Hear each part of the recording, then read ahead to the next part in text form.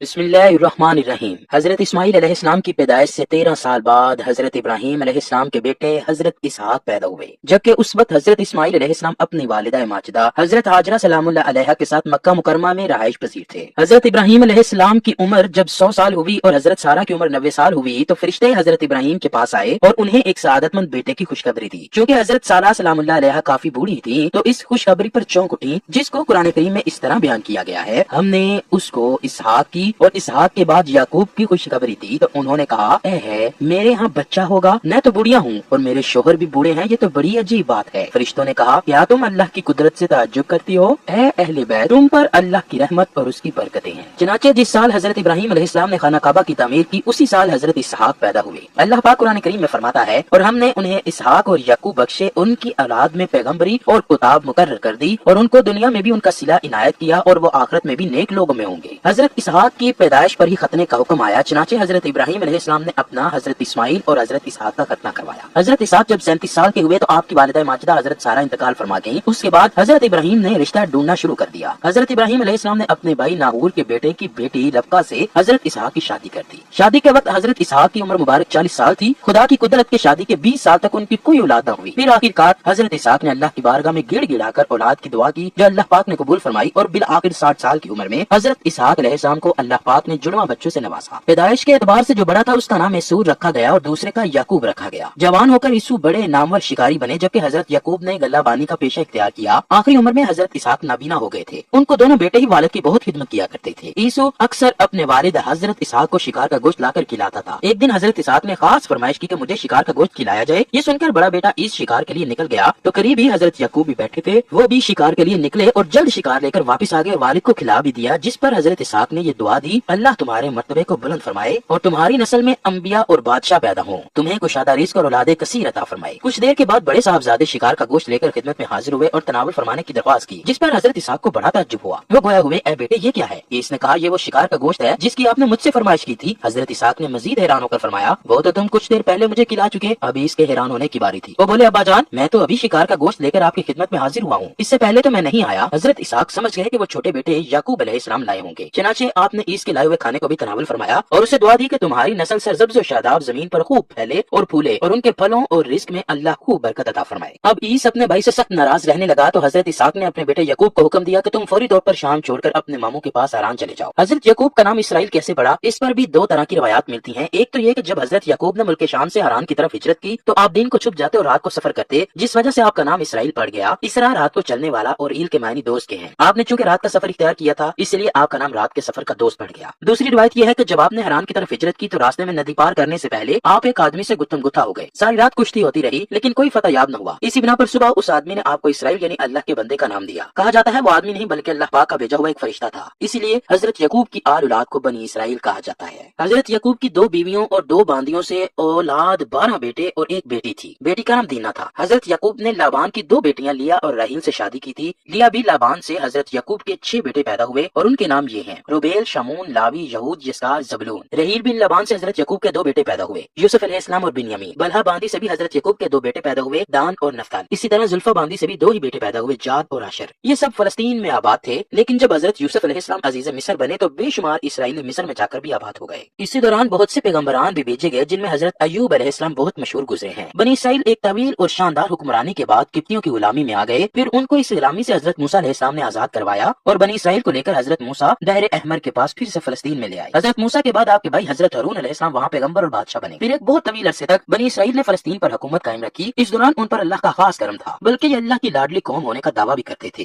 دعویٰ کیوں نہ کرتے، اللہ پاک نے ان پر من و سلوہ جیسی نعمتیں جو اتاری تھی، لیکن یہ قوم بڑی بے قدری تھی۔ اللہ نے سینکڑوں نبی ان کی اصلاح کے لیے بھیجے، جن میں سے کچھ کا انکار کیا گیا، کچھ کو قبول اور بعض کو شہید کیا گیا۔ قرآن کریم میں ارشاد باری تعالیٰ ہے، جو لوگ اللہ کی آیتوں سے کفر کرتے ہیں اور ناحق نبیوں کو قتل کر ڈالتے ہیں اور جو لوگ عدل و انصاف کی بات کہیں تو انہیں بھی قتل کر ڈالتے ہیں، تو اے نبی انہیں دردناک عذاب کی خبر دیجیے۔ روح المعانی میں بروایت ابن حاکم اس آیت کی تفسیر خود حضور علیہ الصلوۃ والسلام سے مروی ہے کہ بنی اسرائیل نے ایک وقت میں 43 نبیوں کو قتل کر ڈالا تھا۔ جب ان کو سمجھانے کے لیے 100 بزرگ کھڑے ہوئے تو ان کا بھی انہوں نے کام تمام کر دیا۔ اس کے بعد بنی اسرائیل کے 2 باپ بیٹوں حضرت داؤد علیہ السلام اور حضرت سلیمان علیہ السلام کو اللہ پاک نے عزت بخشی اور وہ اللہ کے برگزیدہ پیغمبر اور فلسطین کے بادشاہ بنے۔ حضرت سلیمان علیہ السلام کی وفات کے بعد بنی اسرائیل کے 10 قبائل نے بغاوت کر دی اور اسرائیل کے نام سے فلسطین کے شمال اسرائیل نام سے ایک اپنی ریاست قائم کر لی۔ پھر 537 قبل از مسیح میں بابل اور نینوا کے حکمرانوں نے فلسطین پر حملہ کر دیا تو انہوں نے بڑے پیمانے پر اسرائیلیوں کو قتل اور لاکھوں کی تعداد میں ان کو اپنا غلام بنا کر اپنے ساتھ لے گئے۔ 1917 میں برطانیہ کی حکومت نے اسرائیلیوں سے وعدہ کیا کہ فلسطین میں ان کی ایک آزاد حکومت بنائی جائے گی، لیکن اسرائیلیوں نے فلسطینیوں کو اپنے علاقوں سے نکال کر خود ہی ایک آزاد ریاست اسرائیل کا اعلان کر دیا، جسے ان کی پشت پناہی کرنے والے امریکہ، برطانیہ اور روس نے فوراً تسلیم کر لیا۔ آئیے اللہ پاک سے دعا ہے کہ ہم سب ہر طرح کے